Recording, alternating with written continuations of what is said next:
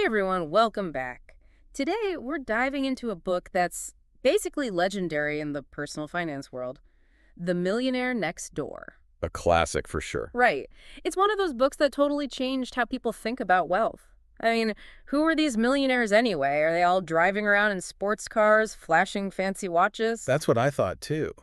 But this book, it kind of flips the script on those stereotypes. Big time. Get this. The book found that most millionaires, they don't live these extravagant lifestyles. They're actually super frugal. Yeah, it's wild. They're more likely to be driving a used car, living in a modest home, and yeah, maybe even clipping coupons. It's kind of mind-blowing. Like the person next door, the one you'd least expect, could be a millionaire. Totally. And that's the whole point the book drives home. The difference between income and wealth. Okay, so let's break that down. You're saying someone can earn a ton of money, but not actually be wealthy. Exactly. It's not about how much you make. It's about what you do with it. Makes sense. So it's all about how you manage that money, right? Absolutely. Imagine two people, both making, say, $200,000 a year.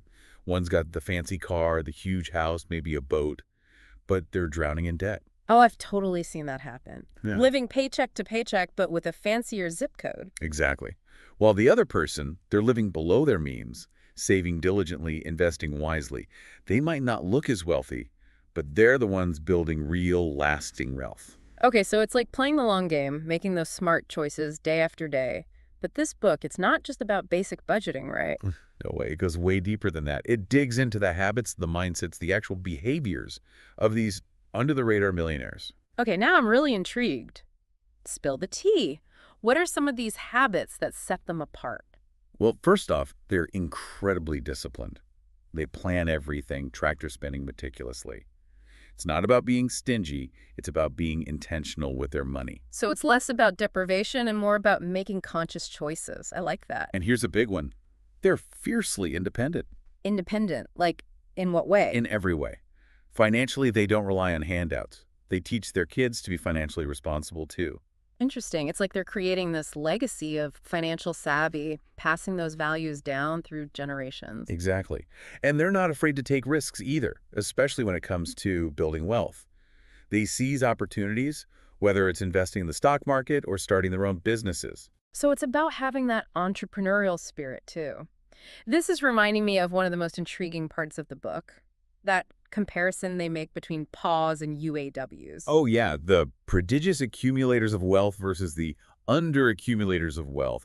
It's such a brilliant way to highlight how it's not about how much you earn, but about your money mindset. Right, like you could have two families, same income, same neighborhood, but one's a PAW, quietly building wealth, and the other's a UAW. Totally. They might even live right next door to each other. And the book goes into some pretty eye-opening examples to illustrate this. Okay, so paint me a picture here. What kind of choices set these two groups apart so drastically? All right, let's say we've got two families, both pulling in a solid income, about $150,000 a year. The first family, they're driving a car that's maybe 10 years old, but it's in great shape. Exactly. They've got a comfortable home, but it's not a McMansion. They're all about saving, investing, good chunk of their income. And get this, they even talk to their kids about money. Whoa, revolutionary. Teaching those financial skills early on. Right. Now, the second family, they're all about that, keeping up with the Joneses life, brand new SUV, maybe even leased. Oh, I know that story. They just had to have that bigger house, even though their old one was perfectly fine. Designer clothes, fancy vacations. You get the picture. Oh, yeah, living large, but maybe not loving their bank statement so much. Sadly, that's often the case. They're stuck in that lifestyle inflation trap, making more money, but not actually getting ahead because their spending just keeps pace. It's like that saying, more money, more problems, but with a financial twist. Right.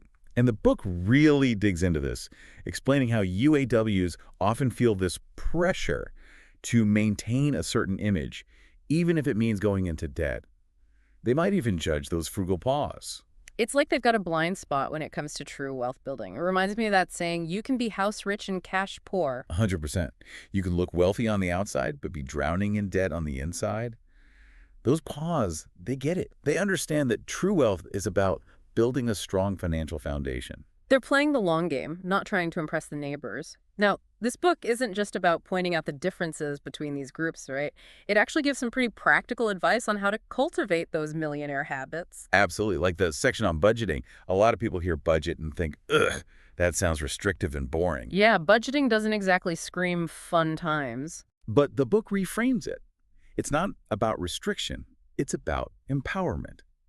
It emphasizes that millionaires, especially those who built their wealth themselves, they track their spending meticulously. They want to know where their money's going. Makes sense. Knowledge is power, right? So it's like having a roadmap for your money instead of just winging it and hoping for the best. Exactly. Budgeting allows you to make conscious choices to decide what's important to you and direct your money accordingly. It's about aligning your spending with your values and your goals. And, speaking of values, it strikes me how this theme of financial independence keeps coming up. It's not just about the money, it's about the freedom that comes with it. So true. That financial security gives you options and opens up possibilities. And speaking of options, it ties into another big theme, entrepreneurship. The book found that a surprising number of these self-made millionaires, that they weren't CEOs of big corporations, they were business owners. Interesting. So we're not talking about climbing the corporate ladder, but maybe building your own ladder one step at a time. Exactly. Owning a business, even a small one, gives you a level of control over your income and your destiny that you often don't get with a traditional job. Which makes sense, right? You're in the driver's seat. But starting a business, that takes guts, vision. I mean, what does the book have to say for those of us who might have that entrepreneurial spirit, but are maybe a bit hesitant to take the leap? It does, right? It's kind of a leap of faith. And when we think millionaire entrepreneur, we often picture, I don't know, tech geniuses, people developing the next big app or something. Were those the kind of businesses these millionaires were running?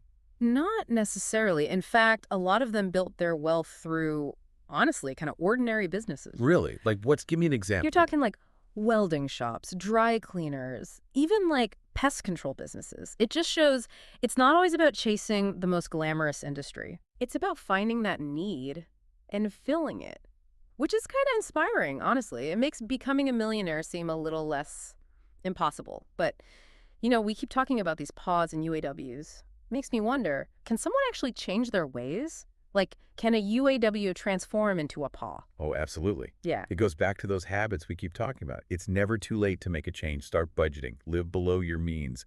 Really start making conscious choices about your money.